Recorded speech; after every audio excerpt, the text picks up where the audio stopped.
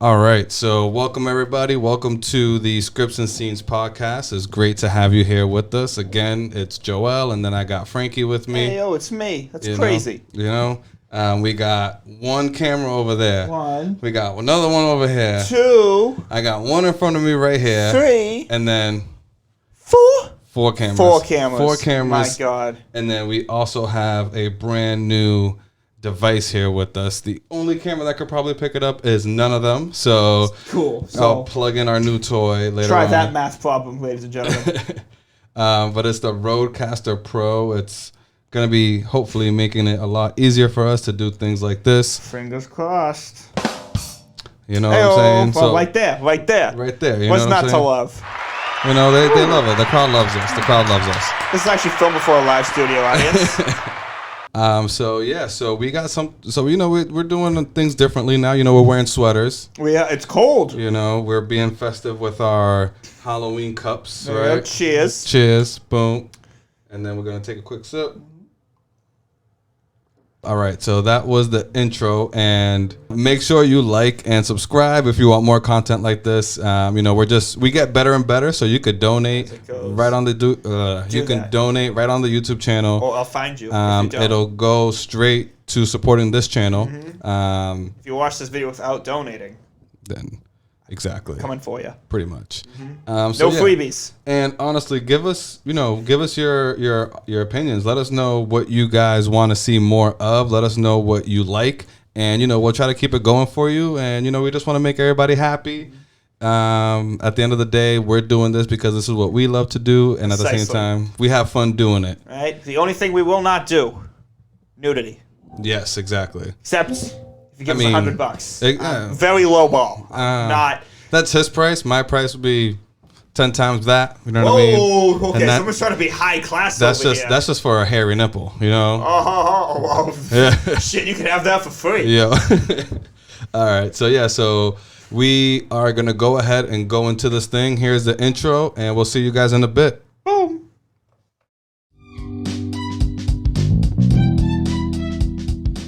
Welcome to the Scripts and Scenes podcast, a show where we check out movies and TV series.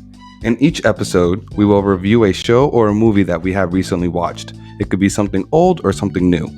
And at the end of each show, we will let you know where it falls on our rating scale.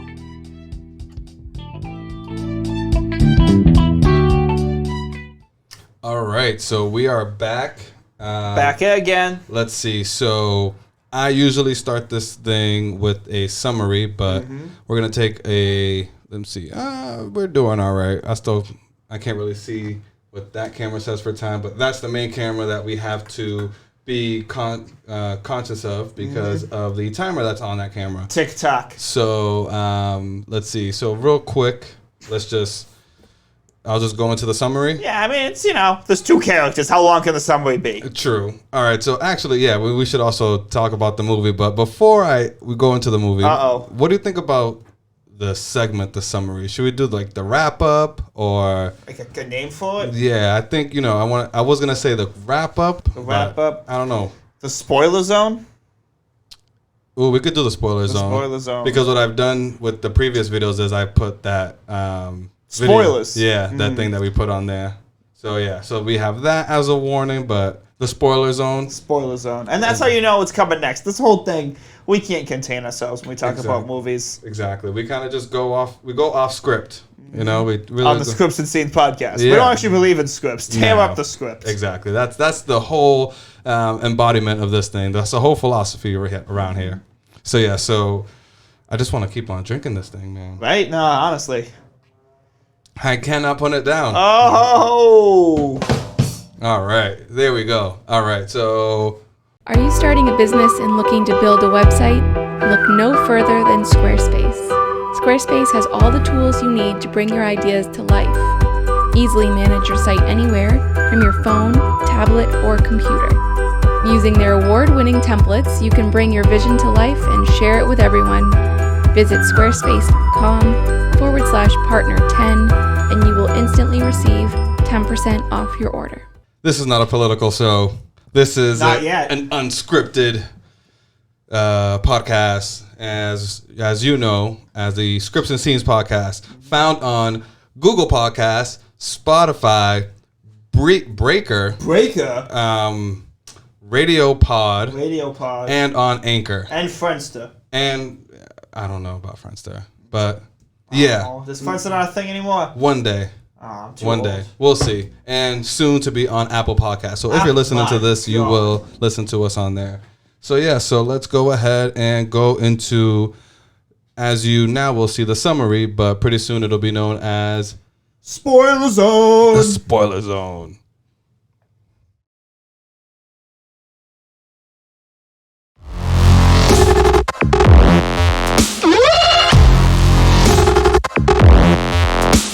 So welcome to the Spoiler Zone. I'm going to give you a quick wrap up about this movie. The movie that we're discussing today, which we should have said a lot sooner. Well, really, honestly. Right? Our bad. Yep, sorry. Yeah, that was part Titanic. of the intro. It's a 1997 classic starring Robert De Niro. Not yet. What? We're doing The Creep. Is it just Creep or The Creep? It's just Creep. It's just Creep. So gives me the creeps just thinking about it. It's not that TLC song. No, Creep, honestly, when I was doing the research for this, that song, I was listening to that song. I felt like I needed it to give me the extra oomph. Oof. Spoiler zone. This is what this movie is. It's pretty much two guys, directed by one of the guys, which I just found out today, and which you guys will hear about later. It's pretty much basically it. Yeah, it's pretty much like this one guy, like the antagonist. He is pretty much just kind of cooked, and he puts like ads on Craigslist or wherever crazy people put up ads, and Why do people even go to Craigslist anymore? Yo, you'd be surprised. That's where I look for some gigs and stuff. Really? Yeah, like did you not see this movie? That guy was looking for some gigs he was, and stuff. Yeah, so more or less he found the stuff. Watching this movie, I was like, yeah, I'm good. He's probably like the Craigslist killer, like literally. So pretty much this movie, the guy goes in and he looks for people to document his life or his day for 8 hours. The thing that I thought was weird was that the whole thing, like it was just like beginning to end. Like it was just weird. Like you could tell like the guy was, making himself like overly. He was just like overly like.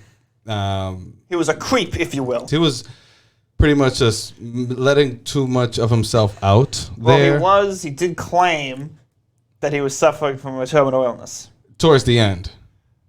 Oh, in the beginning. Oh, right. So he did. He was like, "Hey, I'm suffering a terminal illness. I want to record a video for my kid." Yep, his unborn son.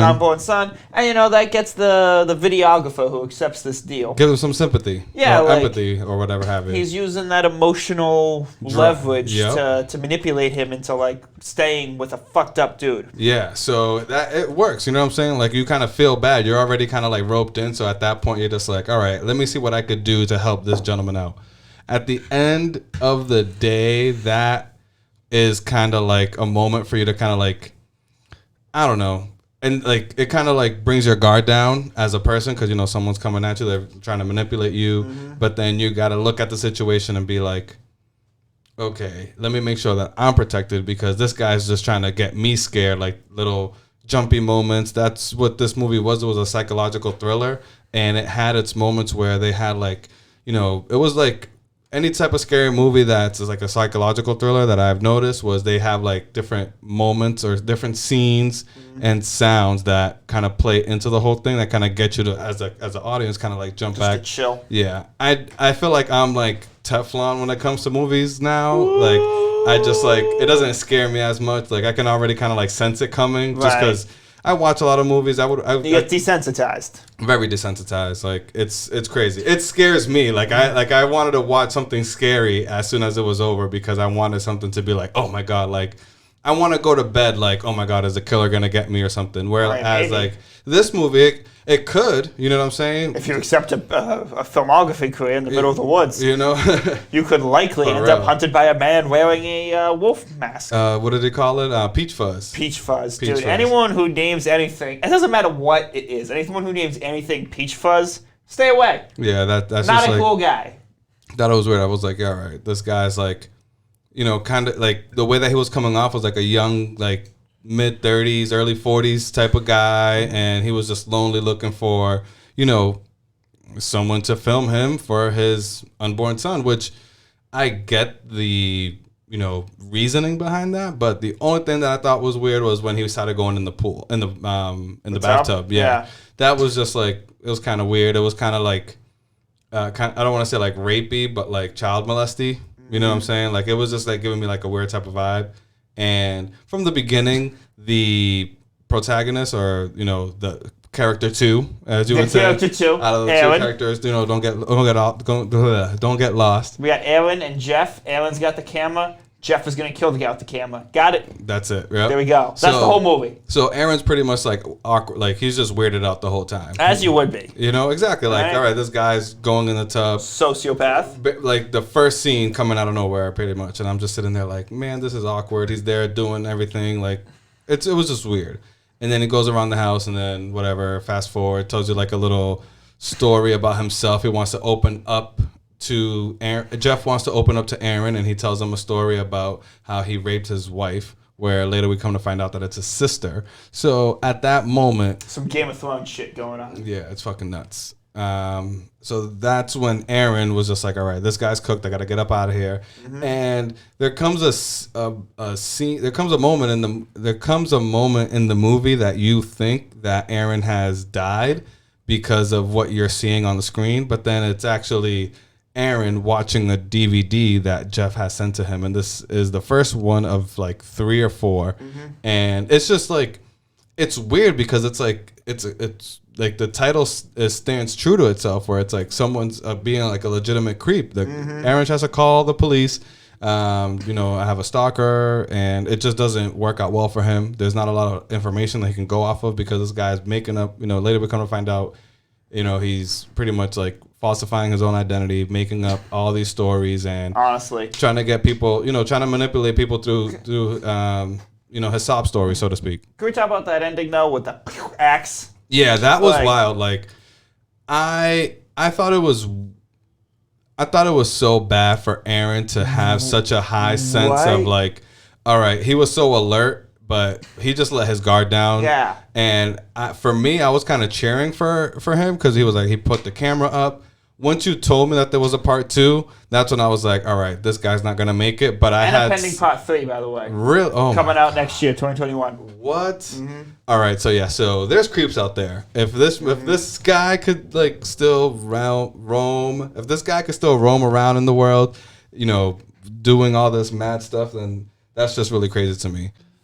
So yeah, if guys like that could still roam around in the world, like unscathed, I don't know. Unscathed, yeah. Unregulated, then we have an issue here, ladies and gentlemen. A creepy one. We have a very creepy issue going on, and this movie kind of just like, it gives you that like, that sense of like, am I safe in the world? Should I surf the web? Should I go to Craigslist?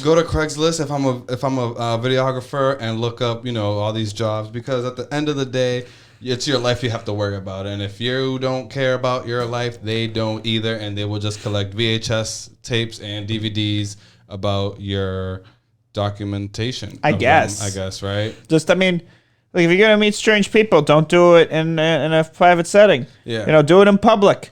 See, like, even when, like, at the end, like, he did it in public. That was barely public, though. That is like, there was no one there. Yeah, I don't go to public if there's no one there. It's not public. Go to a Starbucks. Like, that's like, hey, go to a crowded Starbucks. Exactly. Right. A food court at a mall. Exactly, a mall food court. That would be so appropriate. Like, yeah, what's he gonna do? Sneak up with an axe there? Exactly. Like, nah. Paul Blart, the mall cop, is gonna come take that guy down. It's actually connected in the same universe. Yeah, headcanon. Make that movie. Yo, boom. It's crazy. It's actually kind of scary. Yeah, I pooped myself a little bit with that. Not gonna lie, I wasn't prepared for that. It's not a joke. It's not a joke. It's still going. Shit's real. Shit is real. Shit is very real. Quite liquidy. Let me see. So let's see. I like back towards like the ending. Mm-hmm. I that's what I want to have a discussion with you while we're still like in the spoiler zone. Okay. I feel like he let his guard down way too much. He's an idiot. What do you think about that? This was your second time watching it. Even when I what were you, like the first time you saw it? Do you remember what you were thinking? Yeah, I was like, dude, no, dude, don't do that. No, it's literally like in Jaws when they're going back in the water. Like when the mayor's not shutting down the beach. Like, what are you doing? Like, at the end of the day, even when I'm doing something as like mundane as like an online date, the place I'm meeting them isn't some place. I mean, I can get kidnapped. I'm beautiful. I don't want to get kidnapped. I know there's people coming after me. It's gonna be public setting, lots of people around. All right. So if anything goes down, there's witnesses. Boom. There's witnesses. There's people. There's security. Exactly. I don't need to set up a security camera. Exactly. All right. There's already security cameras all over the place with other people watching. All right. We're good. We're good. That guy was an idiot. I felt like he kind of just let me down at that point. You know what I mean? Like Aaron went to a zero. Aaron went to a zero. He went to a zero real quick in my book. Like I thought he was gonna be the one that was gonna like capture him, but when you told me that there was a part 2, I was in my mind. Which I haven't seen yet, by the way. Yeah, I saw not seen the trailer. 2. Yeah, I seen the trailer. Okay, I saw it right after because I was like, it is a little bit scarier, but it kind of seems like the same, a little bit more like beefy. I guess I would equate the second trailer to the second movie or the second trailer from what I saw. You know when you eat like a tender piece of meat and you got to keep on chewing? That's what I feel like because the guy Jeff tries to scare the new girl or whatever. There's a girl. Watch the trailer. Hashtag feminism. He tries to scare her, but she doesn't get scared. So he's like, "Oh, you're a tough cookie to crack or whatever." Just annoyed. Yeah. Just annoying a serial killer. Yeah. So for me, I was kind of like, "All right, this movie's gonna be a little bit more tender. Like it's gonna be a little." It's gonna be a little bit longer. Yeah, what's up with her, by the way? I haven't seen the movie, obviously. I feel like they were trying to portray like a YouTuber, like us. Heyo. Yeah, but like us, like if we went to film at a serial killer house, I mean, I just shat my pants with the fucking music. True. Like.